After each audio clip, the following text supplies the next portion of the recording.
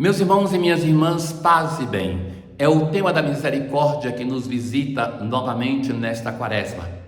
Na primeira leitura do profeta Daniel, nós nos encontramos com um texto litúrgico que é mencionado em outros textos bíblicos e outros livros, mas sobretudo é citado literalmente em outro profeta, Baruque. O que faz ver que é uma oração já usada em outro momento, na liturgia, como um grande pedido de perdão, que reconhece que o povo de Israel é pecador, mas sobretudo reconhece que Deus é misericórdia, e que é isso que encoraja o pedir o perdão. E é esta misericórdia de Deus que se torna modelo para nós. No breve texto lucano do Evangelho, com o imperativo: sede misericordiosos, como também o vosso Pai é misericordioso. Aprendamos na escola de misericórdia do Pai. Uma boa escuta. Na antífona de entrada de hoje: tende compaixão de mim, ó Deus, e libertai-me. Meus pés estão firmes no caminho reto, nas assembleias bendirei o Senhor. Do profeta Daniel, a primeira leitura é um pedido de perdão. Eu te suplico, Senhor, Deus grande e terrível, que preservas a aliança e a benevolência aos que te amam e cumprem teus mandamentos. Veja que é um modo educado de se aproximar do soberano, que reconhece que este Deus não é um soberano rude, mas é o Deus cheio de misericórdia. Por isso é possível se aproximar dele e suplicar, porque é um Deus benevolente. Mas a partir de agora, o profeta vai reconhecer em nome do povo, é no plural: temos pecado, temos praticado a injustiça e a impiedade, temos sido rebeldes. Quando nós fazemos o exame de consciência, quando nos preparamos para a reconciliação, somos capazes de reconhecer aqueles pecados que a palavra de Deus nos chama a verificar? Ou somente estamos concentrados naqueles pecados que eu julgo que são os maiores e não me abro a uma escuta da palavra de Deus para avaliar a minha vida? Me parece, caros irmãos, que a penitência, ela se tornou muito uma relação subjetiva. Eu avalio somente aqueles pecados que me incomodam. E não são mencionados no sacramento da reconciliação a colaboração que muitas vezes passa por cada um de nós para uma sociedade mais injusta, a ausência de solidariedade, a incapacidade de ser justo, de ser misericordioso. Quantas pessoas no sacramento da reconciliação vêm para falar dos seus pecados, aqueles que incomodam a ele mesmo, e não avalia, por exemplo, a sua capacidade de ser solidário, de dar uma esmola, como se isso fosse algo trivial no nosso caminho de fé. Então, os profetas muitas vezes vão colocar esse tema, que não basta a minha relação somente com Deus, mas a minha relação com o irmão, porque não posso amar o Deus que não vejo, se não sou capaz de amar o irmão que vejo. A ti, Senhor, convém a justiça, e a nós hoje resta-nos ter vergonha no rosto. Vergonha porque pecamos, vergonha porque abandonamos o Senhor. A nós, Senhor, resta-nos ter vergonha no rosto. Repete de novo a mesma expressão: pois que pecamos contra ti. E agora então, por que a Assembleia tem coragem, mesmo reconhecendo-se pecadora, de se aproximar de Deus?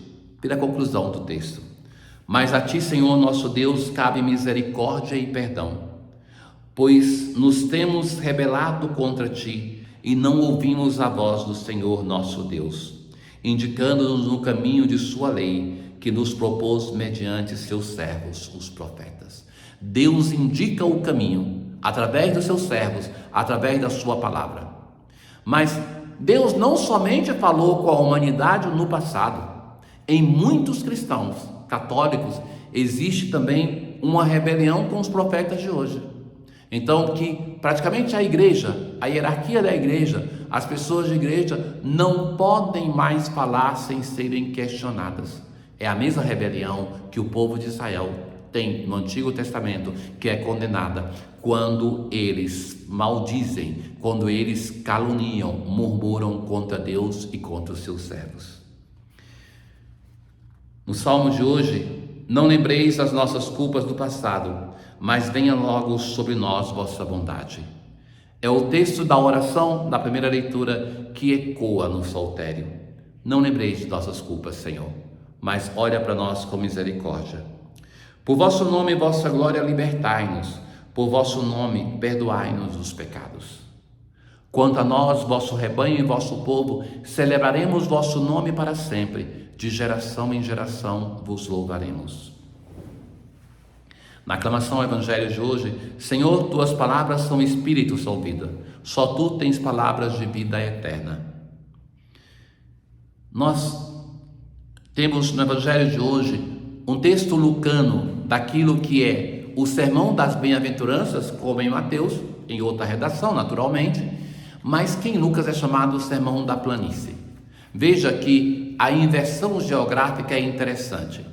Em Mateus, Jesus é apresentado como o novo Moisés. Antes ele está ali na planície e ele vai para a montanha para falar como um novo Moisés. E em Lucas, Jesus está antes em uma montanha, a multidão está na planície. Jesus, no evangelista da misericórdia, para ter misericórdia do seu povo, desce para a planície e ali então começa a falar com o povo de igual para igual, no mesmo nível. E ali então Jesus recomenda: sede misericordiosos, como também o vosso Pai é misericordioso. Escutamos nesses dias a versão de Mateus: sede perfeitos, como o vosso Pai Celeste é perfeito.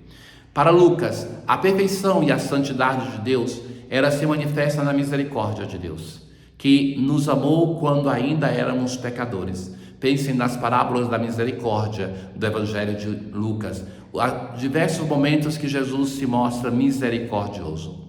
É esta misericórdia de Deus que nos chama para que nós o imitemos.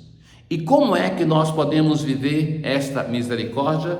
Concretamente, Jesus vai dizer: não julgueis e não sereis julgados. Não sereis julgados por quem? Por Deus, porque é o passivo teológico. Não julgueis, não condeneis. Então, dois imperativos de forma negativa. Nós não somos deuses para julgar o nosso irmão, para condenar. Abandonemos isso que é tão entranhado em nós. Pensemos quantas vezes nós abrimos a boca durante o dia e tantas vezes para diminuir o nosso irmão. O próprio Jesus no Evangelho vai dizer: basta chamar o irmão de tolo para ser digno de ser levado ao sinédrio. Perdoai e sereis perdoados, dai e vos será dado. Então, ao lado de dois imperativos negativos, dois positivos: perdoai, dai. Porque é na medida que nós fazemos isso que nós recebemos. A quem ama de fato, o dom pelo amar é simplesmente amar. A quem perdoa de fato, a quem se doa, se alegra pelo que está fazendo, sem esperar uma retribuição, porque isso não seria agir como Deus, porque Deus age de modo gratuito. Deus continua a nos amar, a nos doar as suas graças, até mesmo quando nós não reconhecemos. Uma boa medida, calcada, sacudida, transbordante, será colocada em vosso colo, porque com a mesma medida com que medirdes os outros, vós também sereis medidos. O Evangelho parece nos dar uma ideia de fazer alguma coisa com a intenção de receber outra, mas não é essa a intenção, porque logo nos coloca como modelo o amor do Pai, e o amor do Pai é gratuito. Mas veja, irmãos, o que mais de melhor pode ser proposto e prometido a quem ama, senão o ser amado, e a quem doa, senão o receber uma doação? Porque não está falando que é receber daquele irmão que nós estamos ajudando, mas sim de um Deus que nos ama e que nos perdoa, um Deus que nos oferece a sua salvação antes mesmo de nos julgar. Deus, que para remédio e salvação nossa nos ordenais a prática da mortificação, concedei que possamos evitar todo o pecado e cumprir de coração os mandamentos do vosso amor. Hoje, então, a recomendação é a mortificação, a penitência. Tenham todos um bom dia. O Senhor esteja convosco, Ele está no meio de nós. Abençoe-vos o Deus Todo-Poderoso, Pai, o Filho e o Espírito Santo. Paz.